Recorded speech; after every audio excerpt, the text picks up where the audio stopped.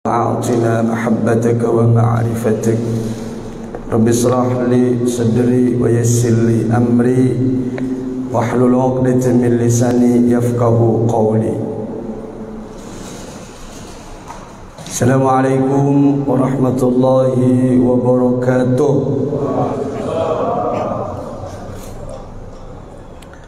Alhamdulillah alladzi ahyana ba'da ma amatana wa ilayhi nusyur. Alhamdulillah alladzi ja'ala syahra Ramadan sayyidas suhur wa syahru ummati Rasulillah sallallahu alaihi wasallam. Asyhadu an la ilaha illallah wahdahu la syarika lah wa asyhadu anna Muhammadan abduhu wa rasuluh syahadatan tunjina minadh-dhurri wad-dhalalah. Allahumma salli ala sayyidina Muhammadin wa ala alihi wa ashabihi wa ummatihi wa zurriyyatihi wa atba'ihi ila yaumil qiyamah. Amma ba'du. Jamaah sekalian yang sama dirahmati oleh Allah Subhanahu wa taala,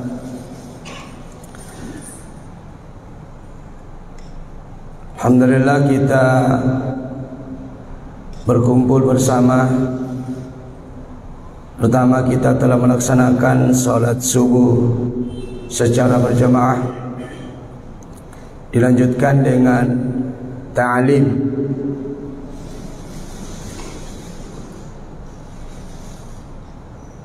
Karena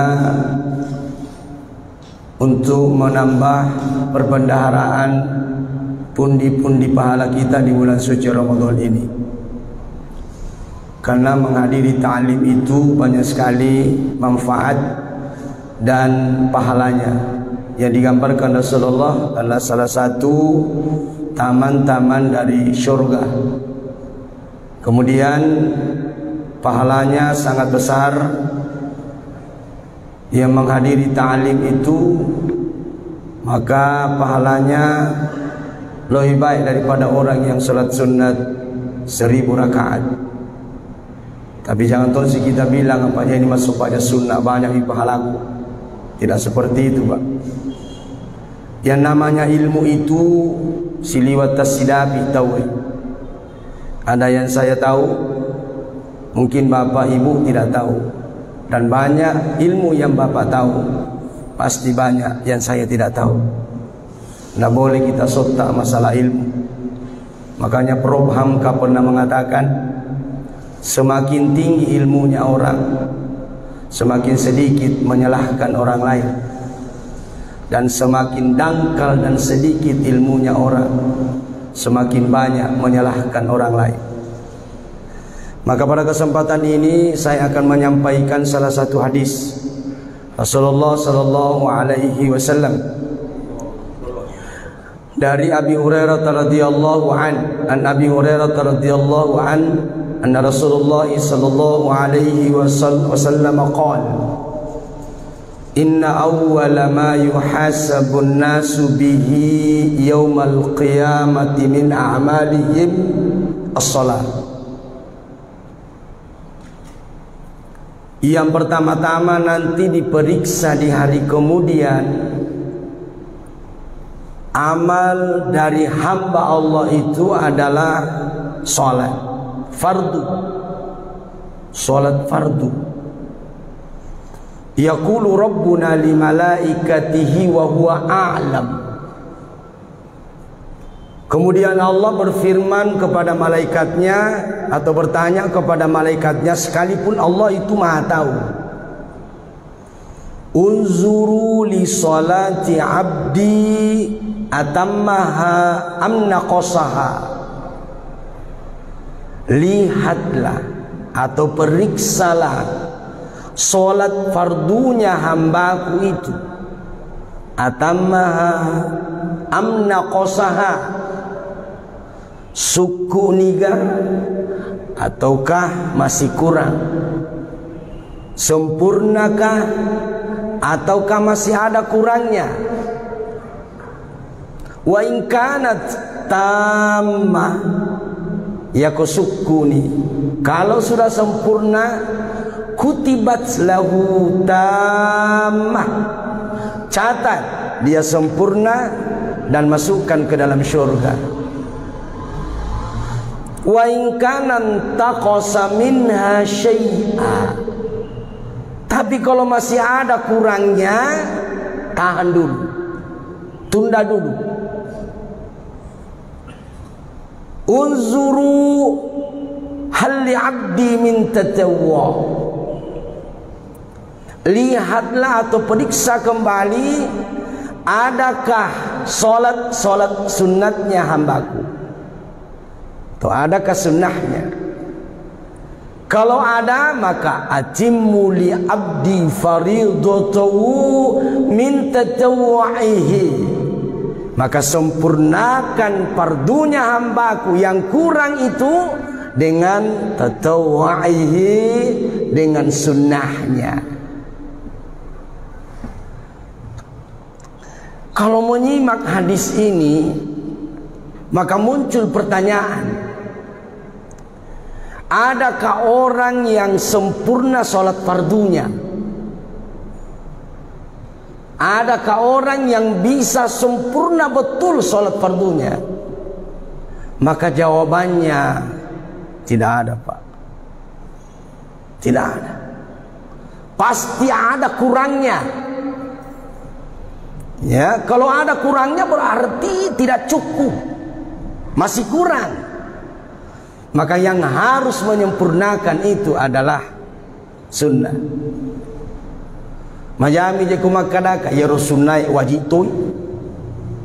Karena itu tadi jawabannya, tidak ada orang yang bisa sempurna salat fardunya. Berarti kalau begitu, yang harus menutupi adalah salat sunnatnya atau sunnahnya. Kita lihat di mana letak kekurangan kita.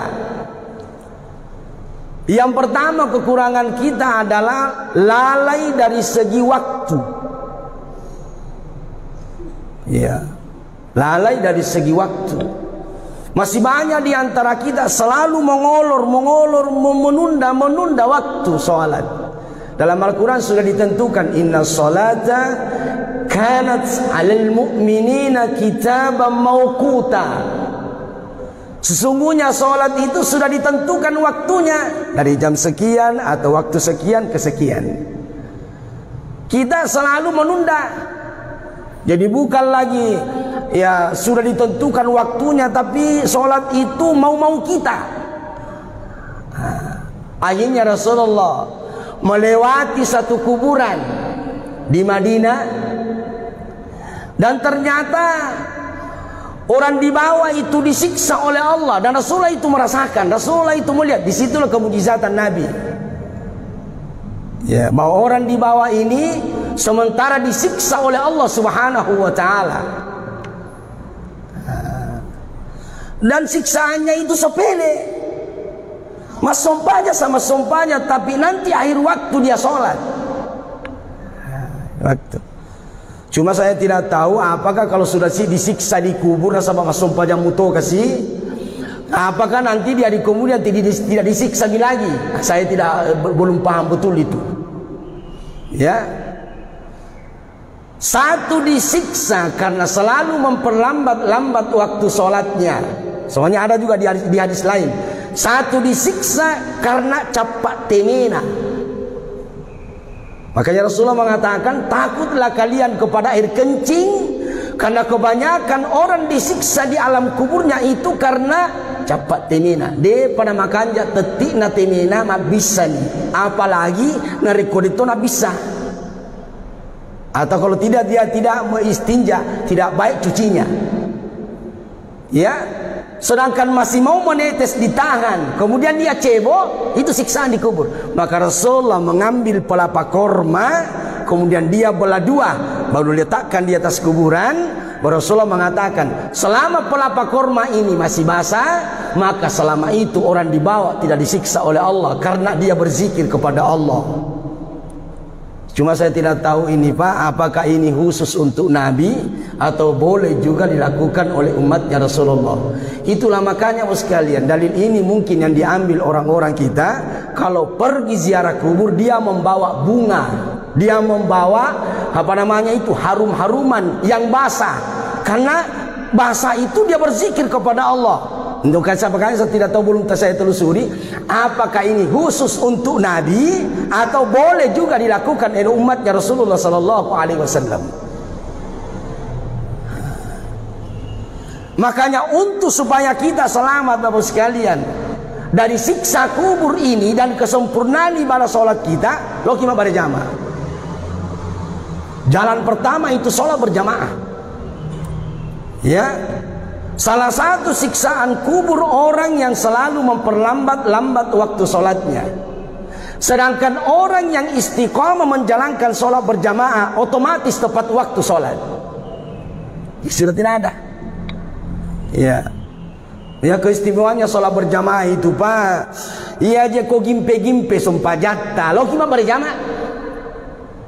Itu bagusnya sholat berjamaah karena saling menutupi. Dengan agak bedana tuh baterai, senter. Itu senter Pak, kalau baterainya ya satu menyala, di tengah tidak menyala, yang satu menyala atau yang satu mati toh, maka yakinlah pasti masih menyala Pak. Itu mah berjamaah tadi. Begitulah. Ya kalau satu di sini gimpe sompajana, yang di sini metuo mopi, yang di sana gimpe juga, maka satu masjid ini masih hidup, masih diterima pahalanya oleh Allah. Itu bagusnya sholat berjamaah Pak. Tapi kalau sholat sendiri kina gimpe sompajata deh agak peluru kini. Tidak ada yang kasih lurus Pak. Makanya Rasulullah mengatakan keistimewaannya sholat berjamaah itu yang pertama, la yusibuhu fuqara fid dunya, tidak akan diberikan kefakiran di dunia. Ya, tidak akan diberikan kefakiran di dunia. Dan itu saya betul-betul, saya bukan kita cerita, tapi hanya sekadar untuk memberikan perbandingan. Sejak saya kecil Pak, memang saya mengurus masjid. Saya tinggal di masjid. Naik mahasiswa di sini saya imamnya Cokonuli. Jadi Pak Yunus Tekeng almarhum itu makmum saya, dengan Pak Dr. Hadipudin Cabidu almarhum itu semua makmum saya dulu Pak. Di Cokonuri dulu. Saya tinggal di masjid, membersihkan masjid, urusan ibolana fong Allah Ta'ala. Saya bersihkan pagi-pagi, WC dan sebagainya. Saya tidak digaji. Saya tidak pernah minta gaji. Itu masih kecil saya. Ya kong kata mereka tetap 10 sebu walamuto, tapi untuk gaji bulanan Pak saya tidak pernah dikasih. Tapi ternyata kalau kita mengurus agamanya Allah, maka di tempat lain datang rezeki. Makanya jangan pernah ragu tentang rezeki. Allah menjamin rezeki kalian. Allah menjamin sebab datangnya rezeki. Jadi kalau kita berbuat baik di sini, nah tidak kita dapat balasannya, insya Allah datang kebaikan itu di sisi lain. Ya, alhamdulillah. Ya, saya masuk di Atira mengajar. Alhamdulillah mudah. Saya mendaftar pegawai negeri, alhamdulillah 1 sen pun saya bayar tidak ada. Ya mungkin ya itu makanya guru tas ada kesengkang. Akatan lima semawan ni jaga mana fong Allah Ta'ala, dan saja itu fong Allah Ta'ala agama perluang. Urus agamanya Allah. Ya. Rajin pergi berjamaah di masjid. Allah tahu apa yang kamu butuhkan. Makanya kalau kita mau berbuat sesuatu, jangan kita berbuat sesuatu karena ingin sesuatu dari Allah. Laksanakan saja dengan ikhlas. Ya, jangan kita menginginkan yang lain. Kalau kita urus akhirat, insya Allah dunia akan ikut. La yusibuhu fuqara fid dunya, tidak akan diberikan kefakiran di dunia. Yang kedua, orang yang rajin berjamaah di masjid, yarfa'ullahu lahu 'adzabal qabr, diangkat dirinya dari siksa kubur. Itu tadi karena salah satu siksaan kubur orang yang selalu memperlambat waktu sholatnya. Ya makanya sudah ketemu orang yang rajin berjamaah di masjid, maka otomatis tepat waktu sholat. Yang ketiga keistimewaannya orang yang rajin berjamaah di masjid, yu'ti kitabahu biyamini, nang kemana nih jekor? akan diberikan kitab amalnya dengan tangan kanannya. Fa amma man utiya kitabahu bi yamini fa sawfa yuhasabu hisaban yasira wa yanqalibu ila ahlihi masrura. Ya. Adapun diberikan kitab amalnya dengan tangan kanannya, maka akan ya dihisap dengan hisap yang mudah. Ipare samuto tapi magampa pare sana. Ayo juga. Ya. Dan akan dikumpulkan bersama dengan keluarganya dalam keadaan gembira. Dan yang keempat adalah yamurru ala sirati kamurril khatir. Dia akan jalan di atas sirat seperti kilat yang menyambar. Yang ketujuh kayase sirat melalami, melangkah.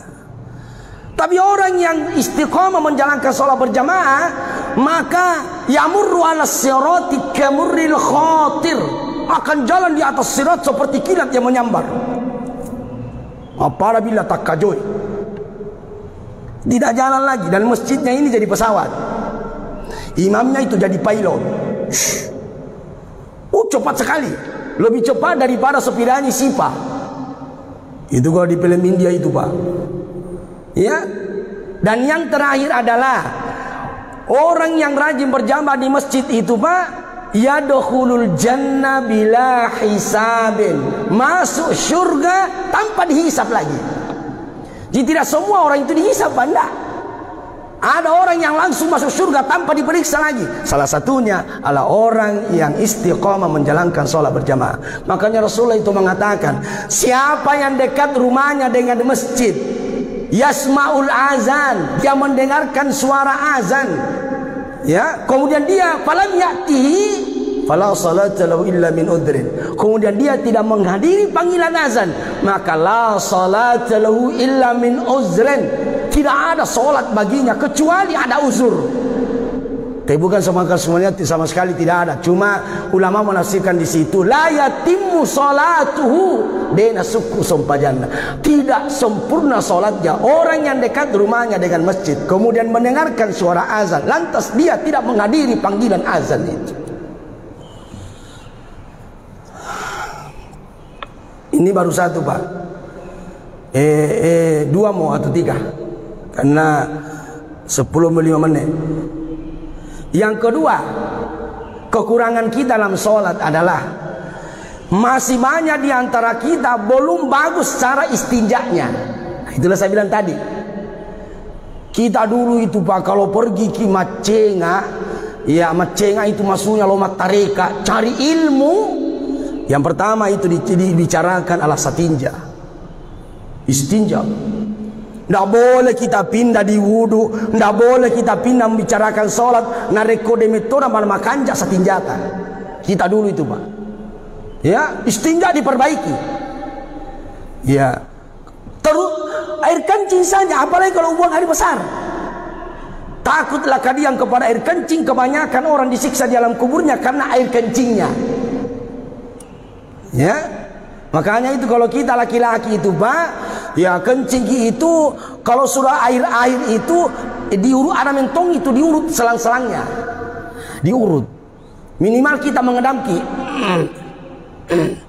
Ya kau baca nih teti, napa tuh bisa?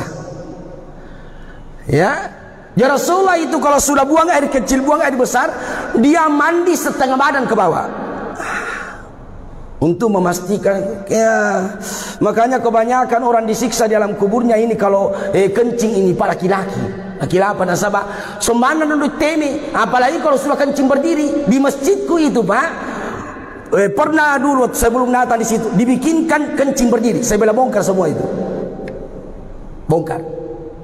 Kalau kita membuat WC berdiri, lantas ada juga orang di situ, tidak ada juga tidak daruria, lantas dia kencing, maka mulai yang membuat ide, menyarankan, yang membiayai, membuat itu WC berdiri, termasuk dapat dosanya, Pak.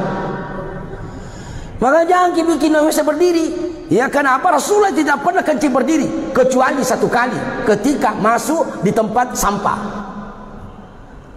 Ya, tapi kecuali kalau orang tua tidak apa-apa. Tapi jangan di situ, di luar, di dalam kita kan sudah ada di dalam WC. Di situ mah kita kencing berdiri kalau kita mau kencing berdiri. Kalau dalam keadaan memang sudah tidak bisa kencing duduk. atau kencing jongkok.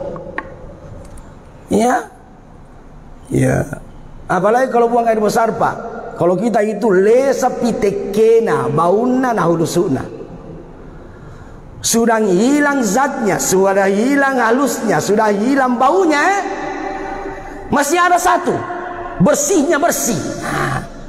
Yang kamu pacina pacinnya. Ya, itu yang dicari-cari orang. Apa jadi maksud itu pacina pacingnya? Biar satu timba ku pakai cebok, tapi kalau sudah lewat yang putih bersih, maka mapacitona. Tapi itu leco-lecoana biar dua kolam saya pakai cebok, tapi kalau belum lewat yang suci bersih itu, maka saya juga belum bersih. Ternyata sederhana sekali, yang dimaksudkan itu adalah keyakinan. Jadi kalau lesa ni tekena, lesa toni bauna, lesa ngalusuna, atau poki di keyakinan, maka itu sudah bersih. Makanya kalau kita cebok itu, Pak, oh tapi ini tidak dalam kitab. Yang dalam kitab itu cuma 3. Bauna, halusuna, si bawa tekena, ataukah zatnya. Yang diajar ke orang tua dulu itu, Pak, apa namanya? Tapi ini tadi ke orang dulu gini. Yang cuci kita punya kemaluan ini, pertamanya saja, Pak, itu dihargai. Dicuci begini. Yang kedua, yang cuci kita punya simula jaji pusat ini. Yang cuci kita punya kemaluan ini. Yang cuci kita punya sulbi di belakangnya ini Pak. Itu diajarkan ke dulu. Ya, yang cuci kita punya dubur inilah 2. Kalau bukan ini di sini, mantu. Ya, kalau ini dipakai Pak, cuci kita punya salah-salah itu, insya Allah malolo fulana kali tahu ya. Itu orang tua dulu, saya tidak tahu apa benar atau tidak. Makanya saya ini awet muda terus, Pak, karena saya memang masih muda. Ya, tapi itu yang saya pakai.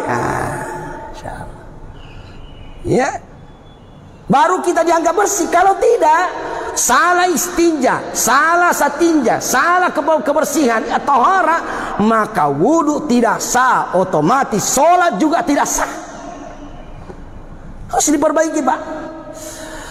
Yang ketiga, tapi karena waktu cedeman Pak, lalai dari segi wudhu. Masih banyak di antara kita masih salah dalam melaksanakan atau dalam berwudu. Terutama yang 4. Karena rukun wudu itu ada 6. Yang pertama niat, yang kedua muka, yang ketiga adalah tangan sampai siku, kemudian kepala, kemudian yang kelima adalah kaki sampai mata kaki, dan yang keenam tertib. Tapi 4 yang disentuh, 2 yang tidak. Yang disentuh adalah muka. Pertama, idza kumtum ila sholati faghsilu wujuhakum. Kalau kalian hendak melaksanakan sholat, maka faghsilu wujuhakum, cuci mukamu. Jadi kalau kita mau ngambil air wudu, Pak, ambil air kemudian tumpahkan di muka. Digosok. Nah, masih banyak di antara kita kalau berwudu, nah kasih begini, apalagi kalau perempuan di pengantin, nah kasih begini dia. Nena apa tahu harus ditumpahkan air, itu namanya faghsilu wujuhakum. Diulangi berulang-ulang. Iya. Yang kedua, tangan sampai siku, bukan siku sampai tangan. Jadi tertibnya itu, Pak, ambil air dulu, tumpahkan ke bawah. Biar pakai keran. Banyak tonsin yang tidak, kalau berwudu kasih begini, saya tangan di kerannya. Tidak tertib namanya. Ya, jadi tangan bukan juga begini. Ini namanya panca tahu ya. Harus diikuti dan harus masuk siku. Yang selanjutnya kepala. Ya, kepala Pak, bukan rambut, Pak. Kepala. Karena kalau rambut, bagaimana orang yang tidak punya rambut? Makanya kepala. Mau sebahagian, mau seluruhnya, silahkan. Karena Rasulullah juga pernah cuma sebagian di atas ubun-ubunnya. Boleh. Tapi ini rata-rata benarnya. Kalau mau yang secara keseluruhan, ambil air wudu, kemudian tumpah, kemudian sapu ke belakang. Ini tidak. Dibuat saja baru kasih begini.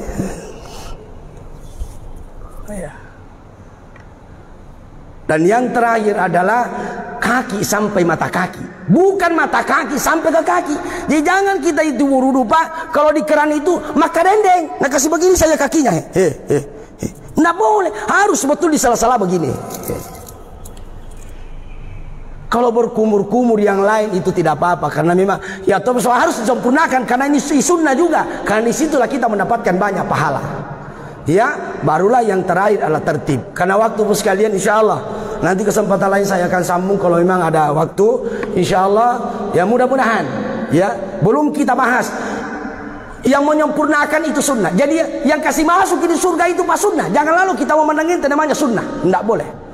Tidak berlaku lagi sunnah dilaksanakan dapat pahala, tidak dilaksanakan tidak apa-apa. Itu sudah ketinggalan zaman, Pak. Mestinya kita lakukan. Laksanakan dapat pahala, tidak dilaksanakan rugi besar. Karena kalau fardu itu adalah utang kita kepada Allah, sedangkan sunnah disitulah kita akan mendapatkan banyak pahala dari Allah Subhanahu wa taala. Subhanakallahumma wa bihamdik, asyhadu an la ilaha illa anta wa nastaghfiruka wa natubu ilaik. Bismillahirrahmanirrahim. Alhamdulillahirabbil alamin. حمد الشاكرين حمد الناعمين حمد يوافي نعمه ويكافئ مزيده. يا ربنا لك الحمد كما ينبغي لجلالك الكريم وعلى عظيم سلطانك. اللهم صل على سيدنا محمد وعلى اله وصحبه اجمعين. اللهم تقبل منا صلاتنا وصيامنا وقيامنا وركوعنا وسجودنا وتخشعنا وتضرعنا وتعبدنا وتمم تقصيرنا وتمم تقصيرنا وجميع عبادتنا ودعاءنا يا الله يا مجيب دعاء السائلين.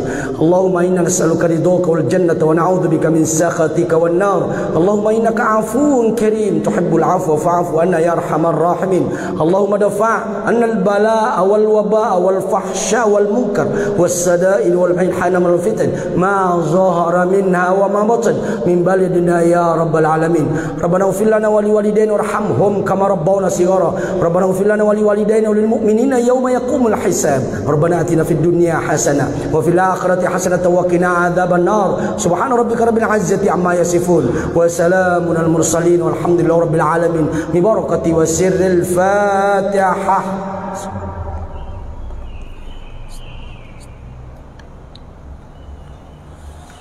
Lebih dan kurangnya saya mohon maaf. Minallahi musta'an wa alaihi tiklan. Assalamualaikum warahmatullahi wabarakatuh.